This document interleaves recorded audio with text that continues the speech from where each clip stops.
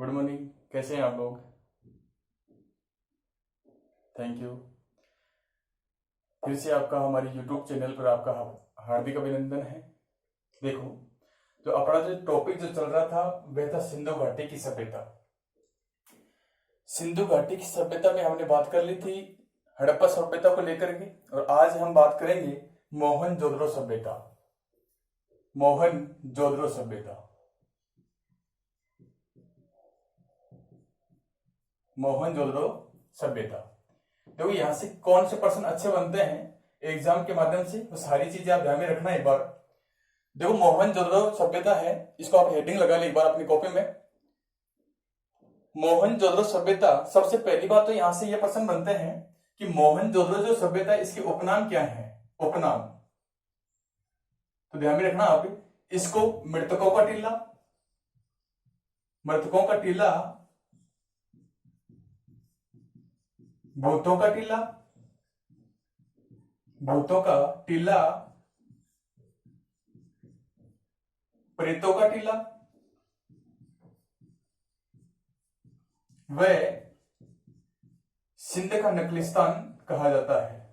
सिंध का नखलिस्तान, सिंध का नखलिस्तान। ध्यान से सुनना एक बार। मोहनजोदड़ो जो सभ्यता है इसको मृतकों का टीला, भूतों का टीला, प्रेतों का टीला, सिंध का नखलिस्तान के नाम से जाना जाता है। देखो, यहां से कई बार बहुत अच्छे प्रश्न बनते हैं। प्रश्न पूछे कि सिंध का नखलिस्तान कहा जाता है हड़प्पा सभ्यता, मोहनजोदड़ो सभ्यता, राखी गढ़ी सभ्यता और लोथल सभ्यता। तो आपको किसको ऑप्शन में क्लिक करना है? सिंध का नखलिस्तान। तो ध्यान में रखना एक उपनाम, एक बार आप इसका स्क्रीनशॉट ले लें।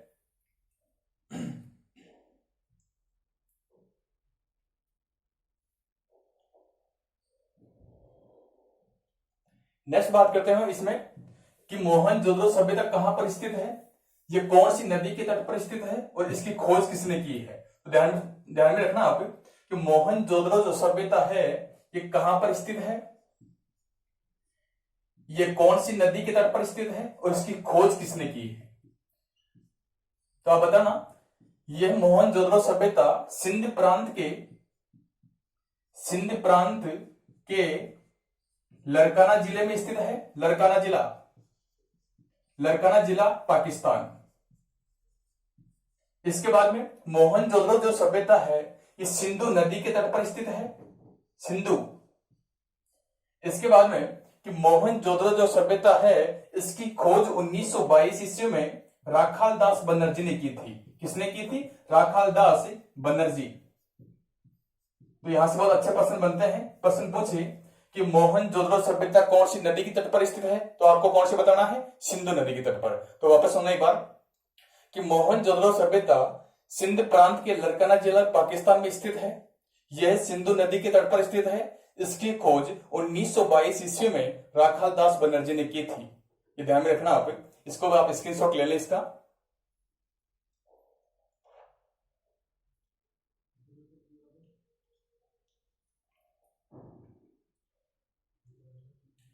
नेक्स्ट ध्यान में रखना, देखो यहां से दो बहुत अच्छे प्रश्न बनते हैं, दोनों आप ध्यान में रखना अच्छी तरह से कि मोहनजोदड़ो जो सभ्यता है ये सिंधु घाटी सभ्यता का खोजा गया दूसरा बड़ा स्थल है। ठीक है, सिंधु घाटी सभ्यता का खोजा गया दूसरा स्थल कौन सा है? मोहनजोदड़ो। और पहला स्थल कौन सा था? हड़प्पा सभ्यता। इसके बाद में आप ध्यान में रखना, सिंधु घाटी सभ्यता का क्षेत्रफल की दृष्टि से सबसे बड़ा स्थल माना जाता है। यहां से बहुत अच्छा प्रश्न कई बार पूछ लेता है कि सिंधु घाटी सभ्यता का क्षेत्रफल की दृष्टि से कौन सा स्थल है, तो मोहनजोदड़ो सभ्यता। ये दोनों प्रश्न आप नोट कर लेना। इसके बाद में मोहनजोदड़ो जो सभ्यता है यहां से कौन कौन से साक्ष्य प्राप्त हुए हैं, तो यहां से ध्यान में रखना। एक तो नगरीय सभ्यता, अर्थात आप कह सकते हैं नगर नियोजन के साक्ष्य, नगर नियोजन के साक्ष्य प्राप्त।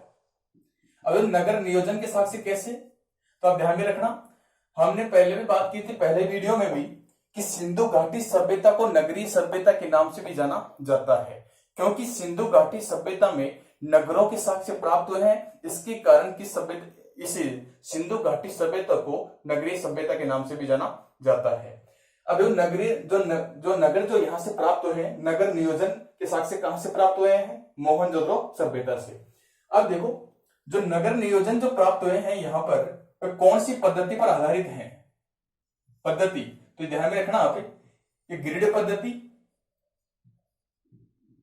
इसी का दूसरा नाम है जाल पद्धति, और इसी का तीसरा नाम है ऑक्सफोर्ड सर्कस। ऑक्सफोर्ड सर्कस ये इस पद्धति पर आधारित है। अब देखो ऑक्सफोर्ड सर्कस या जाल पद्धति या ग्रिड पद्धति किसको कहेंगे? तो सुनना एक बार। ऐसे मान लो कि सिंधु घाटी की जो सभ्यता है, मोहनजोदड़ो जो स्थल है, इसमें एक नगर प्राप्त हुआ है और इस नगर के बीचों बीच एक 9 मीटर का चौड़ा रास्ता है, और इस 9 मीटर के जो चौड़ा रास्ता है इसको राजमार्ग की संज्ञा दी गई है। किसकी संज्ञा दी गई है? राजमार्ग। ये बात समझ आ गई कि एक यहां से नगर प्राप्त हुआ है जिसके बीचों बीच एक 9 मीटर का चौड़ा रास्ता है और जिसे राजमार्ग की संज्ञा दी गई है, और शहर की अन्य सड़कें इसको समकोण पर काट रही है। कैसे काट रही है? समकोण पर काट रही है। और यही पद्धति कौन सी होती है? ग्रिड पद्धति या जाल पद्धति कहलाती है। ये बात समझ आ गई कि नगर नियोजन के साक्ष्य कहां से प्राप्त हुए हैं? मोहनजोदड़ो सभ्यता से। ये कौन सी पद्धति पर आधारित है नगर नियोजन? ग्रिड पद्धति या जाल पद्धति या ऑक्सफोर्ड सर्कस पर आधारित है।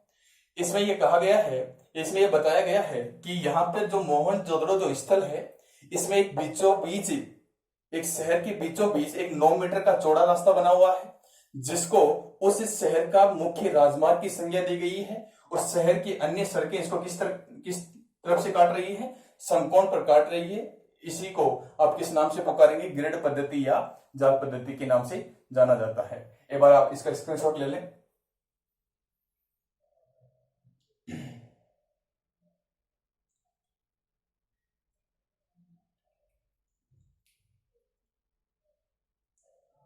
देखो नेक्स्ट, और यहां से क्या किसके साक्ष्य प्राप्त हुए हैं? तो आप बताना, अन्नागार के साक्ष्य प्राप्त।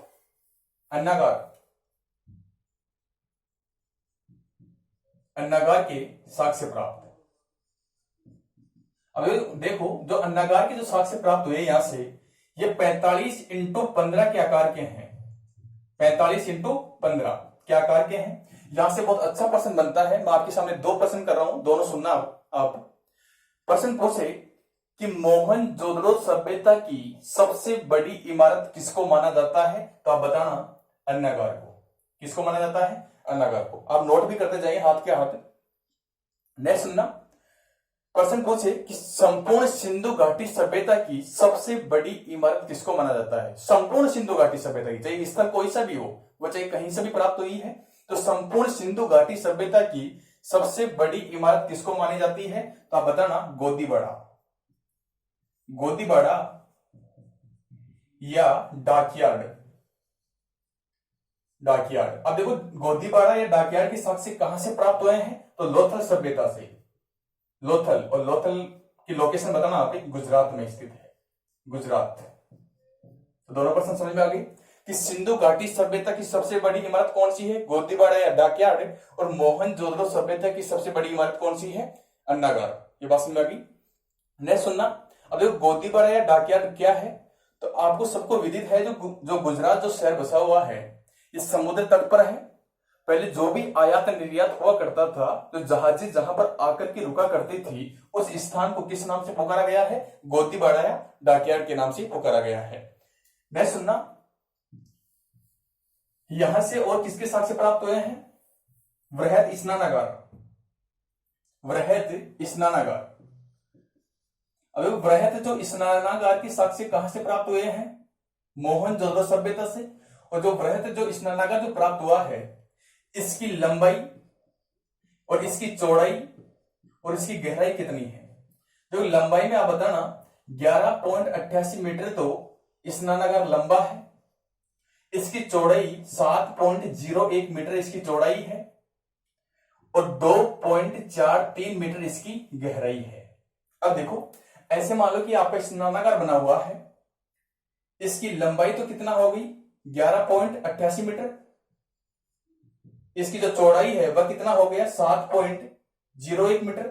और इसकी गहराई कितना हो गया? 2.43 मीटर। अब देखो इसमें क्या हुआ कि जो स्नानागार ये धरातल के जस्ट नीचे बना हुआ है, उसी प्रकार जैसे इसके अंदर जाने के लिए उत्तर और दक्षिण दिशा में सीढ़ियां बनी हुई है अंदर जाने के लिए, उतरने के लिए। नेक्स्ट ध्यान में रखना, यहां से बहुत अच्छा प्रश्न बनता है कि सिंधु घाटी सभ्यता के लोग जो पानी जो रिसता था, ऐसा मतलब कोई भी दीवार है उसमें जब रिस रहा है, तो सिंधु घाटी सभ्यता के लोग पानी को रिसने के लिए या पानी को रिसने से बचाने के लिए किस पदार्थ का प्रयोग किया करते थे? तो आप बताना, बिटुमिन पदार्थ। नोट कर लेना इसको, पानी को रिसने के से बचाने के लिए बिटुमिन पदार्थ का प्रयोग किया करते थे। यह है आपका बृहत स्नानागार। तो बृहत स्नानागार के साक्ष्य कहां से प्राप्त हुए हैं? मोहनजोदड़ो से। इसकी लंबाई 11.88 मीटर है, इसकी चौड़ाई 7.01 मीटर है और इसकी गहराई कितना है? 2.43 मीटर है। इसको आप स्क्रीनशॉट ले लें इसका।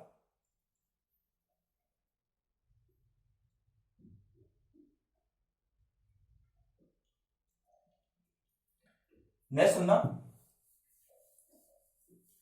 यहां से जो घर प्राप्त हुए हैं, अब देखो मोहनजोदड़ो सभ्यता से घरों के साक्ष्य प्राप्त हुए हैं, लेकिन उनकी विशेषता क्या है कि यहां से जितने भी घर प्राप्त हुए हैं उनके घरों का दरवाजा मुख्य राजमार्ग की ओर ना खुल करके सहायक गलियों की ओर खुला करते थे। ऐसे मान लो ये कोई भी घर बना हुआ है और इस घर का दरवाजा जो ये इसका मुख्य राजमार्ग है, सड़क किधर है इसकी? मेन इसके जस्ट दरवाजे के सामने।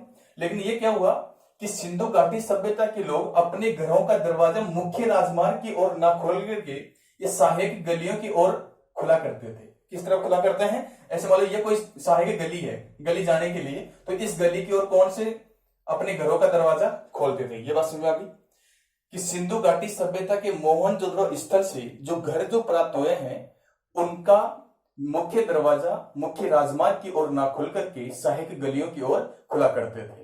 ये बात समझ में आ गई। नेक्स्ट सुनना, यहां से नर्तकी की मूर्ति के साक्ष्य प्राप्त हुए हैं। नर्तकी की मूर्ति, नर्तकी की मूर्ति, प्रश्न पूछे कि नर्तकी की मूर्ति के साक्ष्य कहां से प्राप्त हुए हैं? मोहनजोदड़ो सभ्यता से। अब देखो इसकी विशेषता क्या है? जो नर्तकी की जो मूर्ति है ये एक तो कांस्य धातु की बनी हुई है। बनी हुई किसकी है? ये कांस्य धातु की। अब देखो आपको नर्तकी की मूर्ति ना देख करके ऐसे पूछ ले कि कांस्य धातु की मूर्ति के साक्ष्य कहां से प्राप्त हुए हैं, तो अभी कौन सा बताना है? मोहनजोदड़ो सभ्यता। नर्तकी की मूर्ति की विशेषता है ये कांस्य धातु की बनी हुई है और ये 11.5 सेंटीमीटर लंबी है। इसकी लंबाई पूछे तो 11.5 सेंटीमीटर क्या है? इसकी लंबाई है। इसकी विशेष बात सुनना कि जो नर्तकी की जो मूर्ति है इसमें वस्त्रों का अभाव है। वस्त्रों का अभाव है लेकिन आभूषण सारे पहन रखे हैं। आभूषण तो सारे पहन रखे हैं लेकिन क्या है? वस्त्रों का अभाव है। तो ये भी आप ध्यान में रखना कि इस नर्तकी की मूर्ति में वस्त्रों का अभाव है लेकिन आभूषण सारे पहन रखे हैं। इसको आप स्क्रीनशॉट ले लें इसका।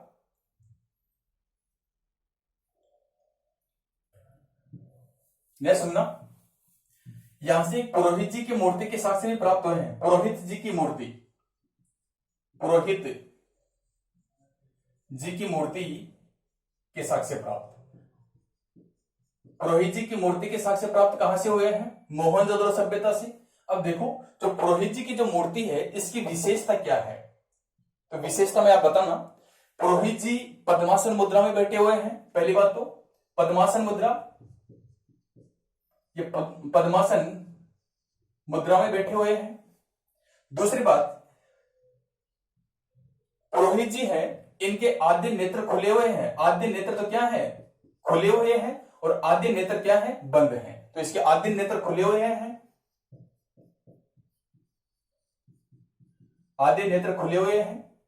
नहीं सुनना, इसके पुरोहित जी के दाढ़ी है, दाढ़ी तो है लेकिन मूंछ नहीं है, लेकिन मूंछ नहीं है। नेक्स्ट विशेषता सुनना, ये एक कंधे को ढकते हुए साल को ओढ़े हुए हैं। एक कंधे को ढकते हुए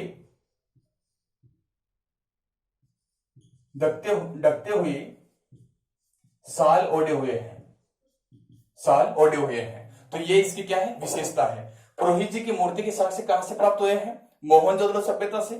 पुरोहित जी पद्मासन मुद्रा में बैठे हुए हैं, इनके आधे नेत्र खुले हुए हैं और आधे बंद हैं, इनके दाढ़ी है लेकिन मूछ नहीं है, यह एक कंधे को ढकते हुए साल ओढ़े हुए हैं। देखो मैं आपके लिए टोटा फोटा एक चित्र बना देता हूं, थोड़ा उसमें ध्यान में रख लेना आप।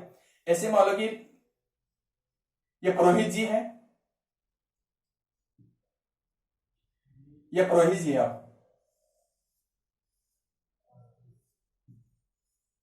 अब देखो इसके तो आद्य नेत्र खुले हुए हैं, विशेष बात ध्यान में रखना, इसके आद्य नेत्र तो खुले हुए हैं, इनके दाढ़ी तो है लेकिन इसमें मूछ नहीं है। दूसरी बात, ये पद्मासन मुद्रा में बैठे हुए हैं, एक पैर को दूसरे पैर के ऊपर रख करके बैठे हुए हैं। तीसरी बात, ये इनके एक कंधे को ढकते हुए साल ओढ़े हुए हैं, एक कंधे को ढकते हुए क्या कर रखे हैं, साल ओढ़े हुए हैं। ये इनकी क्या है, विशेष बात है। तो आप इसको एक बार स्क्रीनशॉट ले लें इसका।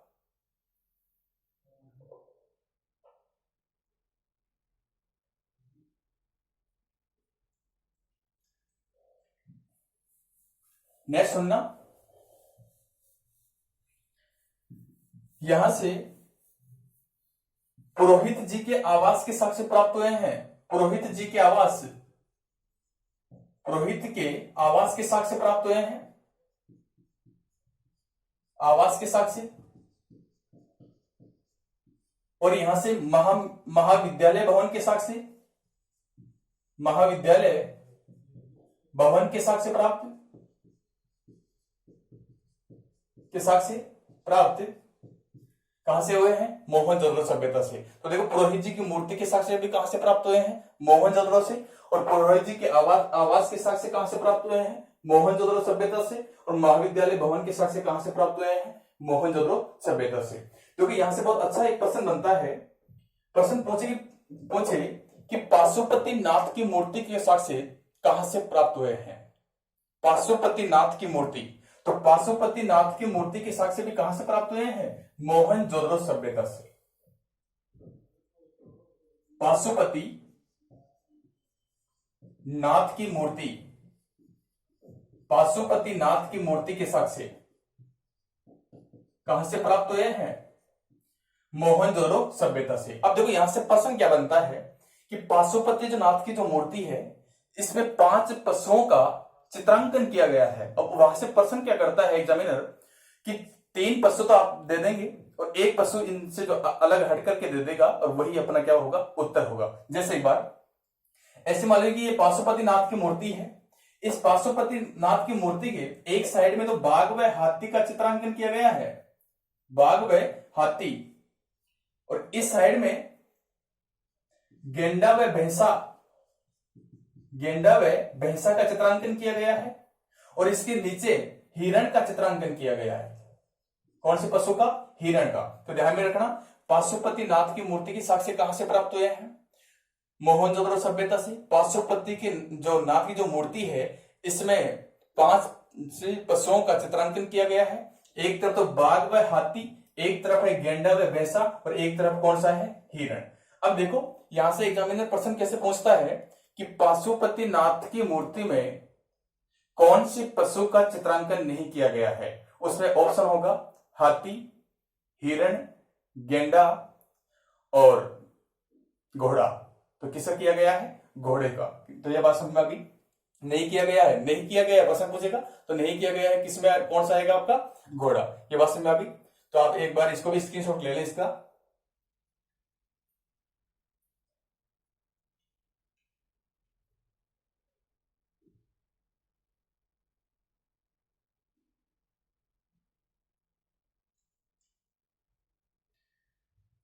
यह था अपना मोहनजोदड़ो स्थल। तो ध्यान में रखना, एक बार मैं वापस इसको दोहरा रहा हूं कि मोहनजोदड़ो जो सभ्यता है, इसको मृतकों का टीला, भूतों का टीला, प्रेतों का टीला व सिंध का नकलिस्तान के नाम से जाना गया है। मोहनजोदड़ो जो सभ्यता है, यह सिंधु घाटी सभ्यता का खोजा गया दूसरा स्थल था। पहला कौन सा है, हड़प्पा। और क्षेत्रफल की दृष्टि से सबसे बड़ा स्थल कौन सा है, मोहनजोदड़ो। और क्षेत्रफल की दृष्टि से दूसरा बड़ा स्थल कौन सा है, हड़प्पा। नेक्स्ट ध्यान में रखना कि मोहनजोदड़ो जो सभ्यता है ये सिंध प्रांत के लरकाना जिला पाकिस्तान में सिंधु नदी के तट पर स्थित है और इसकी खोज 1922 ईस्वी में राखालदास बनर्जी ने की थी। नेक्स्ट ध्यान में रखना आप इसमें कि यहां से किसके साक्ष्य प्राप्त हुए हैं, तो आप बताना। स्नानागार के साक्ष्य यहां से प्राप्त हुए हैं, अन्नागार के साक्ष्य यहां से प्राप्त हुए हैं, नगर नियोजन के साक्ष्य यहां से प्राप्त हुए हैं, पाशुपति जो मूर्ति है नाथ की मूर्ति इसके यहां से साक्ष्य प्राप्त हुए हैं, पुरोहित जी के आवास के साक्ष्य प्राप्त हुए हैं, महाविद्यालय भवन के साक्ष्य प्राप्त हुए हैं, पुरोहित जी की मूर्ति के साक्ष्य प्राप्त हुए हैं, नर्तकी की मूर्ति के साक्ष्य प्राप्त यहां से हुए हैं। नेक्स्ट ये बताना कि जो मोहनजोदड़ो जो स्थल है इसमें जो घर जो प्राप्त हुए हैं उन घरों का दरवाजा मुख्य राजमार्ग की ओर ना खुलकर के सहायक गलियों की ओर खुला करते थे। डियर फ्रेंड्स, मुझे यह भी विदित है कि आपको अच्छे से समझ में आया होगा और हमारी इस यूट्यूब चैनल ललित सर खुरमपुरा के नाम से है, इसको ज्यादा से ज्यादा शेयर करें, लाइक करें और सब्सक्राइब करें। फिर से मिलेंगे नई वीडियो के साथ। जय हिंद।